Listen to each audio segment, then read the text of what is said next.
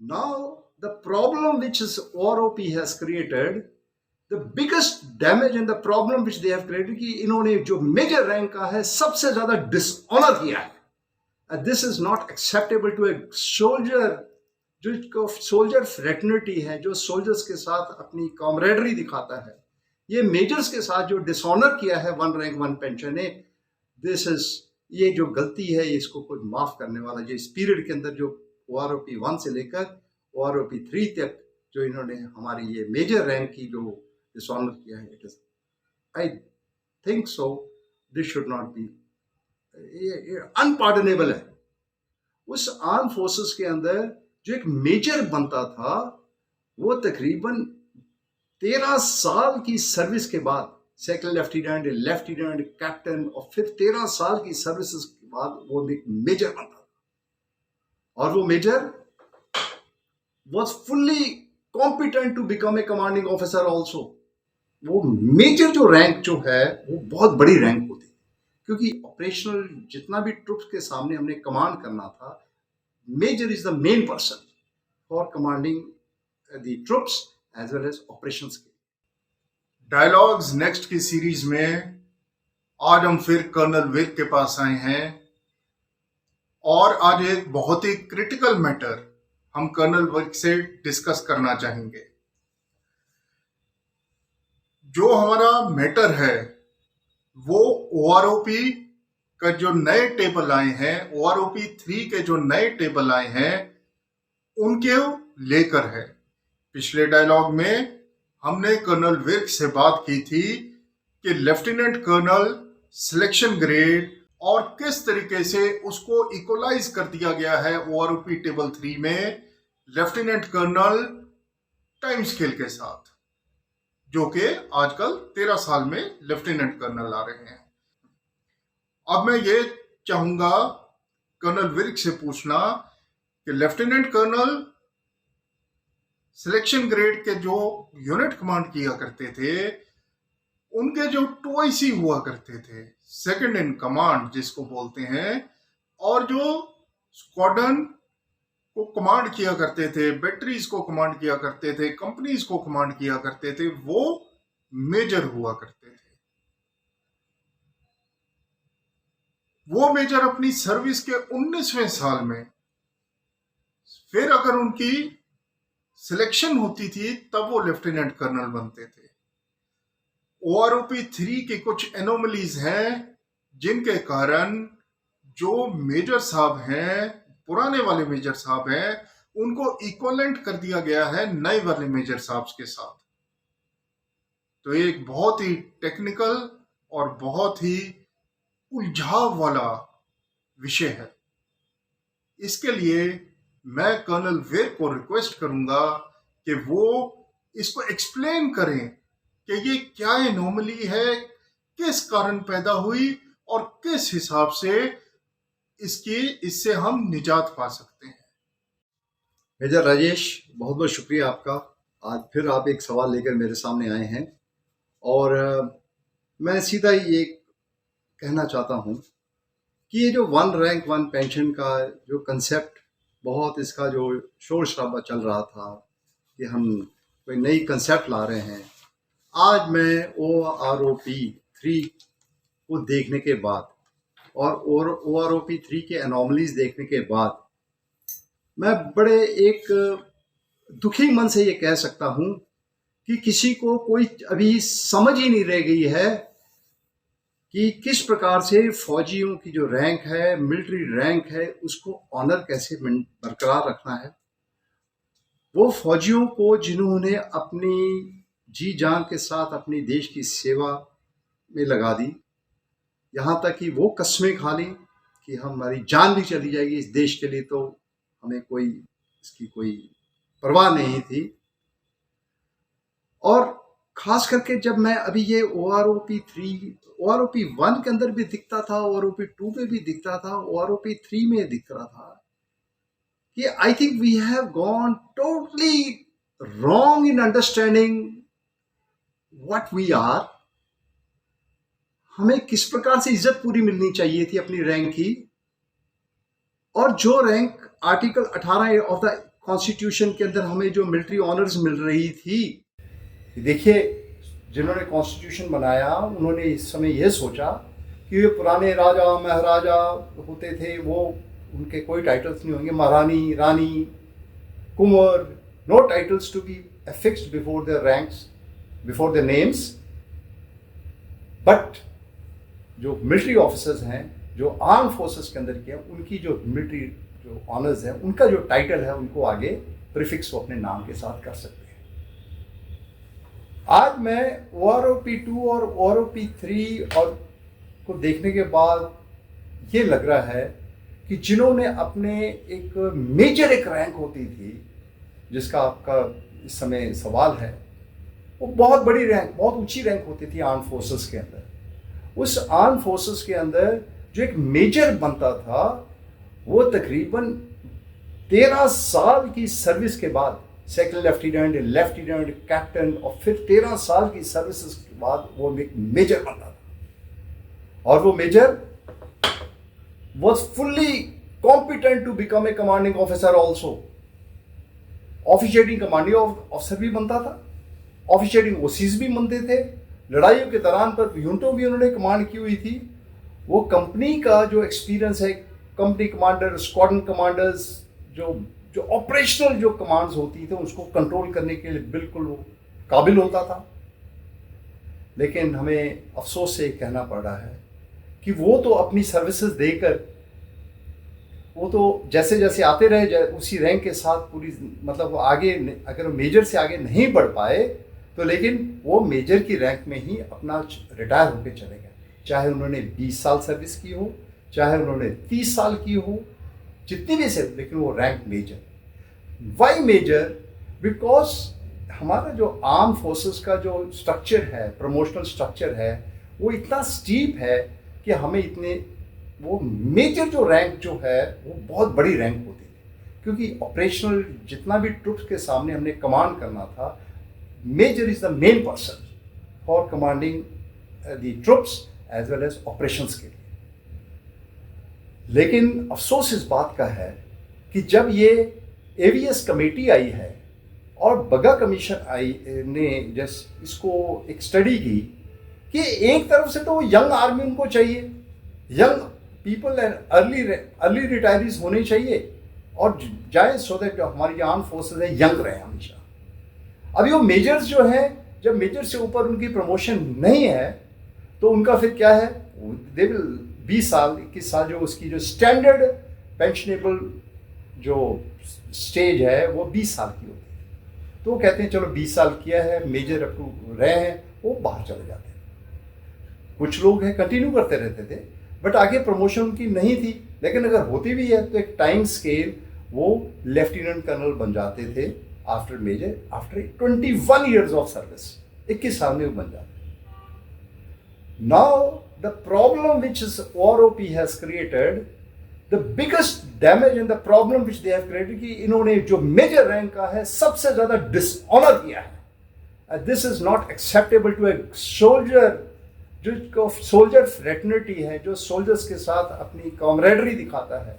ये मेजर्स के साथ जो डिसऑनर किया है 1 रैंक 1 पेंशन ने, दिस इज, ये जो गलती है इसको कोई माफ़ करने वाला, जो इस पीरियड के अंदर जो OROP 1 से लेकर OROP 3 तक जो इन्होंने हमारी ये मेजर रैंक की जो डिसऑनर किया है, it is, I think so this should not be, ये अनपार्डनेबल है, ये अनपार्डनेबल है। और कैसे है कि मैं ये देख रहा हूं कि जो लेफ्टिनेंट कर्नल टाइम स्केल 2004 के बाद बन रहा है, 21 साल के बाद, वो इक्वलेंट टू मेजर ही है। देखा जाए जिन्होंने पुराने हैं, तो जो 2004 से पहले रिटायर हो गए हैं, you have created so much of differences, इतना डिफरेंस क्रिएट कर दिया है कि उनको खुद भी महसूस होने लगा कि यार क्या हमने, मैं कुछ आज 2-4 मेजर से बात कर रहा था, एक मेरे ऑफिस में आए थे, कहते सर क्या हमने ज़िंदगी ये फ़ौज के अंदर सर्विस करके हमने क्या पाया। हमें ज़्यादा दुख अभी इस बात का हो रहा है कि जब हम अपनी क्लास के अंदर, अपनी आर्म फोर्सेस की क्लास में जाते हैं, तो उनको बड़ा एक, they feel very bad. I think यहाँ पर our system has gone totally wrong in understanding the honour of military rank and this major rank जो थी वो बड़ी इंपॉर्टेंट रैंक थी कि जिसको पूरी इज्जत मिलनी चाहिए थी। Let me tell you, we have to do something, we have to take a radical, it's nothing to, इसमें कोई दो राय नहीं है कि गलतियां तो 1973 से हुई थी to arm forces pensions, arm forces की पेंशंस के ऊपर 1973 के बाद ही गलतियां हो गई थी। बट सब्सिक्वेंटली इतनी बड़ी अगर गलती हम मेजर रैंक के लिए करेंगे, जिन्होंने कि ना वो सिलेक्शन ग्रेड लेफ्टिनेंट कर्नल्स हैं, वो मैक्सिमम टाइम स्केल ही बन सकते थे। तो टाइम स्केल उस समय जो है वो लेफ्टिनेंट कर्नल टाइम स्केल बन जाते थे 21 साल के अंदर, राइट, दैट्स अ मैक्सिमम। और आज भी वो लेफ्टिनेंट कर्नल जो है वो टाइम स्केल बन सकते थे, लेकिन वो जो 2004 से पहले रिटायर होकर चले गए, उनकी इज्जत कहाँ रहेगी। सो वही मेजर को आपने लेफ्टिनेंट कर्नल बना दिया after 2004। After 2004 the same 13 years के बाद उसको एक टाइम स्केल लेफ्टिनेंट कर्नल आप लोगों ने बना दिया है। और जो मेजर जो बना था 13 साल की सर्विस के बाद, I think we have somehow और द अदर अपग्रेडेशन एक तरफ लग रही है, तो आने वाली पीढ़ी है, लेकिन जो अपने डिग्रेडेशन कर दी जो पुरानी मेजर की रैंक थी वो OROP में तो साफ दिखाई दे रही है। That's all I have to say. अभी जब हम देखते थे सर फौज में, तो हम देखते थे, मेरी खुद फौज में, मेरे जो मम्मी के दादाजी थे वो भी फौज में थे, मम्मी के तमाम मामा फौज में थे, मेरे फादर की तरफ से मेरे ताया जी के 2 लड़के सन 1971 की लड़ाई में शहीद हुए थे। तो अगर उस हिसाब से चला जाए तो मैं भी 4th या 5th जनरेशन ऑफिसर हूँ जो फौज में मतलब गया था। बहुत फक्र महसूस किया करते थे लोग कि हम जनरेशन से भारतीय सेना में भारत माता के लिए अपनी जान कुर्बान करते आए हैं और अपनी सेवा देते रहे हैं। लेकिन अब मेरे को ये फिक्र है कि जिस हिसाब से OROP में डाउनग्रेडेशन हुई है रैंक्स की पेंशन में, क्या पुराने लेफ्टिनेंट कर्नल मेजर्स अपने बच्चों को फौज में भेजेंगे? ये एक बहुत बड़ा सवाल है। सर अब थोड़ा सा बताइए कि परसेंटेजेस और रेशोज में अगर हम कैलकुलेट करने की कोशिश करें और थोड़ा सा समझने की कोशिश करें कि किस हिसाब से लेफ्टिनेंट कर्नल टाइम स्केल और पुराने मेजर उनकी पेंशन्स का रेशो और परसेंटेज में क्या हिसाब किताब बैठता है, क्यों ये नॉर्मली आपने निकाली है, जो हो सकता है एक नॉर्मल मेजर साहब को समझ में ना आए, लेकिन आपने एक टेक्निकल वर्कआउट किया है, तो आप उसके बारे में थोड़ी सी क्लैरिटी दीजिए सर। मेजर राजेश, एक बात मैं बड़े भरोसे के साथ कह सकता हूँ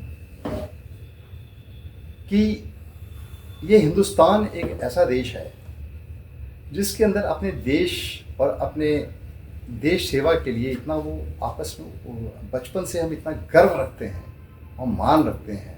हम लोग की सभ्यता ऐसी है कि देश सेवा के लिए तो हम कुर्बान होते रहेंगे, इसमें कोई दो राय नहीं।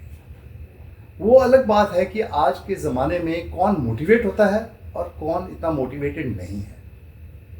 देयर इज़ नो डाउट कि ये OROP सिस्टम जब से ये चला है, क्योंकि मुझे भी ऐसा लगता है कि ये सबसे अगर हमारे साथ अगर हमारी एक जो इज्जत है उसके ऊपर जो चोट पहुंची है वो है कि एक सोल्जर्स का जंतर मंतर पे आना और वहाँ पर नारेबाजी करने की हमारे साथ हमारा नुकसान हो रहा है, चाहे वो सिपाही है चाहे वो जनरल तक पहुँचता है। इसका मतलब कहीं ना कहीं कुछ ऐसा हुआ जो हमारी इज्जत के ऊपर, हमारी ऑनर के ऊपर, हमारी एक जो हम सर्विसेज देते हैं उसका जो एक सिलसिला बना हुआ था, अंग्रेज़ों के समय से भी बना हुआ था मैं कहूँगा। और नॉट ओनली अंग्रेज़ों, जब हमारी अपने भी राजे महाराजे होते थे, फौज की बड़ी इज्जत होती थी। तो जो मेजर्स रिटायर हो गए 99 से पहले रिटायर हो गए हैं, उनके लिए आपने OROP में क्या इज्जत दी? अभी statistically I have looked at OROP 1 के अंदर, OROP 2 के अंदर, OROP 3 के अंदर। OROP 1 तकरीबन मेजर्स के लिए ठीक इसलिए थी क्योंकि देयर वाज जैसे अगर उनकी बेसिक ORP 1 के अंदर 22,000 तकरीबन 22,890 एक अगर 21 साल को हम एक बेस लें, क्योंकि लेफ्टिनेंट कर्नल टाइम स्केल जो वो बनते थे वो 21 साल में बनते थे, राइट। और जो मेजर्स नहीं बन पा मेजर्स प्रमोशन लेफ्टिनेंट कर्नल नहीं बनते थे, वो टाइम स्केल 21 साल के बाद बन जाना था उन्होंने। तो उनके उस 21 साल को हम अगर एक बेस लाइन लें तो उनको तकरीबन ORP 1 में सिर्फ मेजर साहब को दिया गया 22,830 रुपये ORP 1 में, जो मेजर रिटायर हो चुके थे। लेकिन वही लेफ्टिनेंट कर्नल जो टाइम स्केल उसमें हम देखते हैं तो 31,713 रुपये। That means the increase was just about 39%। 39% उन्होंने लेफ्टिनेंट कर्नल टाइम स्केल को दी। यानी कि अगर वो मेजर कंटिन्यू रहता तो उसको 39% उसको इंक्रीज हो सकता था राइट। बट जो मेजर रिटायर हो गया उसको तो नहीं हुआ, उसको तो वो you are keeping it at a major rank. जो आज का जो 2004 से पहले थे उनका तो इंक्रीज नहीं हो पा रहा है। बट ओनली थिंग जो कमीशन का जो फॉर्मूला लगा है उसके हिसाब से उनको उनकी बढ़ गई है। ORP 2 के अंदर the increase is for about 57%। इसकी लेफ्टिनेंट कर्नल टाइम स्केल की जो 21 साल में बना, जी जी जी जी जी जो 21 साल का लेफ्टिनेंट कर्नल बना उसका 57% इंक्रीज आपने कर दिया। और ORP 3 के अंदर उसको 55% कर दिया। यानी कि अगर हम रेशियो पॉइंट ऑफ व्यू से देखें तो if he was a lieutenant colonel time scale तो ORP कंसेप्ट में पुराने मेजर का फायदा नहीं हुआ किसका? Lieutenant colonel time scale. अब जो मेजर रिटायर होके चला गया 2004 से पहले, वो तो लेफ्टिनेंट कर्नल टाइम स्केल नहीं बन सकता है। तो व्हाट इज दी उसको पेंशन कितनी मिली?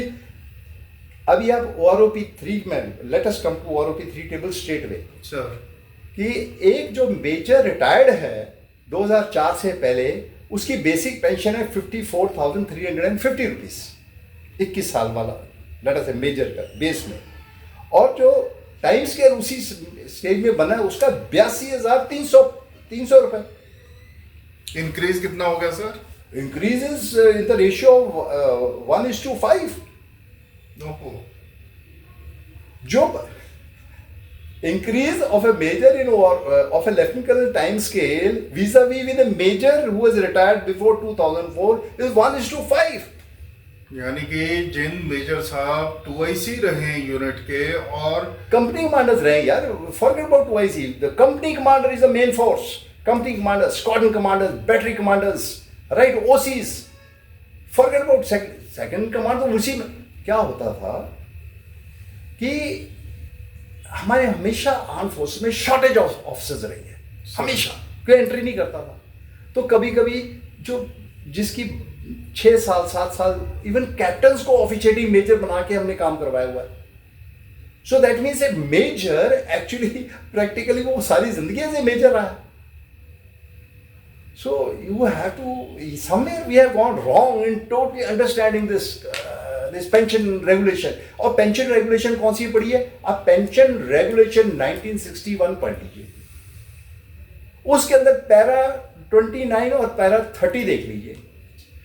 उस 29 और 30 के अंदर कंसेप्चुअली जो जल्दी रिटायर हो रहा है उसकी जो पेंशन है वो जो है उसको रिड्यूस स्केल में ज्यादा उसको मिल रही है कि भाई जल्दी जाएगा उसको फैक्टर, क्योंकि वो जल्दी रिटायर हो रहा है। हम सिविलियंस के साथ कंपेयर करते हैं तो 56 वो 60-65 में रिटायर हो रहा है। ये जो 20 साल का सर्विस कर रहा है उसकी उम्र कितनी होगी मेजर साहब की? 40 years, 41 years, 42 years, maximum 45 years. उसने आगे कुछ देखा, उसने आगे कुछ सेकंड कैरियर देखना है, right. Because now if this हम इसको प्री मेच्योर रिटायरमेंट भी नहीं कह सकते हैं। कानून कहता है कि आप 20 साल तक स्टैंडर्ड पेंशन लेते हैं। जो जल्दी रिटायर हो रहा है 20 साल के बाद, चाहे वो मेजर के रैंक पे रिटायर हो रहा है, चाहे लेफ्टिनेंट कर्नल टाइम स्केल के ऊपर हो रहा है, आज हम कहते हैं प्री मेच्योर रिटायरमेंट। ये जो ऑफिसर जल्दी रिटायर होके जा रहे हैं, ये इस समय एक्चुअल में कंसेप्चुअली ये जो बगा कमीशन बनी थी या एवीएस कमेटी बैठी है, जो जल्दी जा रहे हैं इनकी पेंशन कंपैरेटिवली ज्यादा होनी चाहिए। Yes sir. अगर वो कंसेप्ट इन लेटर, अगर हम टर्म्स एंड कंडीशन कहते हैं भाई कारगिल वॉर के अंदर हमें यंग बंदा चाहिए, लेकिन ओआरओपी ने तो उल्टा कर दिया, जो ज्यादा सर्विस कर रहा है और बाहर नहीं निकलेगा उसको पेंशन जनरलों के बराबर दे दी, और जो जल्दी रिटायर होके आगे अपनी लड़ाई के, after commanding company, after commanding squadron, after commanding your batteries, troops के साथ कांटेक्ट बहुत कम होता है। जो ट्रुप्स को कमांड करता है, रियल ह्यूमन रिसोर्स को कमांड करता है, वो ये यंग ब्लड है, यंग मेजर है, ये मेजर रैंक है। मैं इसको उस पुराने हमारे हम कहते थे senior measures, but this is a young rank, और ये जो रैंक है ये कहीं ना कहीं ये इस समय जो काम करके चले गए हैं उनके साथ जो ये नाइंसाफी हुई है, this is, I don't think so this will meet the needs of, I will say even legal scrutiny पे भी अगर ये किस्सा उठता है या लीगली ये चीज को उठता है, तो I think our judiciary is going to support best in the situation is the executive must put their heads again together and reconcile the whole thing. ये OROP 3 टेबल जो हैं जिस तरीके से बने हैं, there is nothing to celebrate for young people, those who want to join the armed forces and want to leave army young and keep the army young. So इस समय ज़रूरत हमें ये है कि अगर हमें आर्मी को पावरफुल रखना है, स्ट्रांग रखना है, डायनेमिक रखना है, तो entry should be young, work and have the passions of doing the soldiering as much you want to do, not bothered about senior rank, but troops के साथ जो connectivity है ऑफिसर की, यंग लीडरशिप की, उसको स्ट्रॉन्ग करना है। लेकिन OROP 3 ने तो बिल्कुल उल्टा कर दिया। अगर हम इतिहास को खंगालेंगे तो जो पेंशन का कंसेप्ट था वो अलेक्जेंडर के टाइम शुरू हुआ था। रादर कई जगह लिखा गया है जो पेंशन थी सबसे पहले वो इंट्रोड्यूस ही अलेक्जेंडर ने की थी। कारण था कि जब वो ग्रीस से अपनी सेना लेके चला था तो उसने बोला था हम दुनिया को फतेह करेंगे। लोगों को अपने साथ जोड़ने के लिए अलेक्जेंडर ने कहा था कि तुम मेरे साथ फौज की नौकरी करो और मैं तुम्हारा ख्याल रखूंगा। ख्याल किस हिसाब से रखूंगा कि तुम्हारे को उसके बाद मेरे साथ 5 साल 10 साल 15 साल लगाओ और उसके बाद तमाम जिंदगी मैं तुम्हारे को पेंशन दूंगा। तो ये जो पेंशन का कंसेप्ट है अलेक्जेंडर से हमने लिया है सारी दुनिया। इसी के साथ अभी मैं एक और सवाल पर आता हूं। लेफ्टिनेंट कर्नल की बात कर लीजिए, कर्नल एंड अबव सारे जितने जनरल तक हैं उनकी बात कर लीजिए, जो उनकी पेंशन OROP 3 टेबल में बिल्कुल एक जैसी हो गई है। मेजर्स की बात कर लीजिए, ये कहीं ना कहीं एक बहुत ज्यादा degradation of the military rank है। मैं चाहूंगा कर्नल विर्क से कि ये जो डिग्रेडेशन है ऑफ द मिलिट्री रैंक, ये कैसे इसको ठीक किया जाए, कौन से नट्स एंड बोल्ट्स हैं जिनको कसा जाए, जिससे हम फक्र किया करते थे कि हम फौज ज्वाइन कर रहे हैं, वही टाइम वापस आ जाए। राजेश जी, जो आपने ये सवाल मेरे से पूछा है, ये सच में मैं बहुत पहले से इसके बारे में विचार करता रहा, और ये बड़ा एक सेंसिटिव और एक फौजी के नाते दिल को छूने वाला एक सवाल है। ऑनर, फौज है क्या? प्रॉब्लम कहाँ पर आ रही है? प्रॉब्लम कहाँ आ रही है कि जब हम ये आर्म फोर्सेस को पैसे के साथ, इसकी जो बजटिंग के साथ, इसकी इकोनॉमी के साथ, इसके खर्चे के साथ जब हम तोल मोल करते हैं, उस समय जो those people who are deciding this, ये ग्राउंड रियलिटीज के ऊपर नहीं देख पा रहे। There's a huge gap in understanding the operational requirements of a soldier vis-a-vis with the people, those who are managing the armed forces economically. When we look the OROP table, I think family pensions भी degrade हो गई इससे. जो family pension जो चले गए हैं उनकी फैमिली पेंशन, क्योंकि वो मेजर की रैंक पर रिटायर हुआ है या वीरगति उसने पाली है. So somewhere we have gone wrong in calculations of OROP1, OROP2, OROP3. Immediately एक तो emergent measures लेने पड़ेंगे इसको ठीक करने के लिए. Otherwise we are entering into a very, very difficult situation in raising the morale of the people. इस OROP डायलॉग की सीरीज में कर्नल विर्क से मैं रिक्वेस्ट करूंगा, जो इनकी स्टडी है लेफ्टिनेंट कर्नल और मेजर्स की, वो तो बहुत ही बखूबी हर किसी को समझ आ गई है, लेकिन OROP 3 के सारे टेबल्स को हम रिक्वेस्ट करेंगे कर्नल विर्क को कि स्टडी करके उसका एक विश्लेषण दीजिए, ताकि सब लोगों को समझ आ जाए कि कहाँ डिग्रेडेशन किस रैंक में हुई है. ज्यादा समय ना लेते हुए मैं कर्नल विर्क का एक बार फिर धन्यवाद करूंगा. जय हिंद. जय हिंद.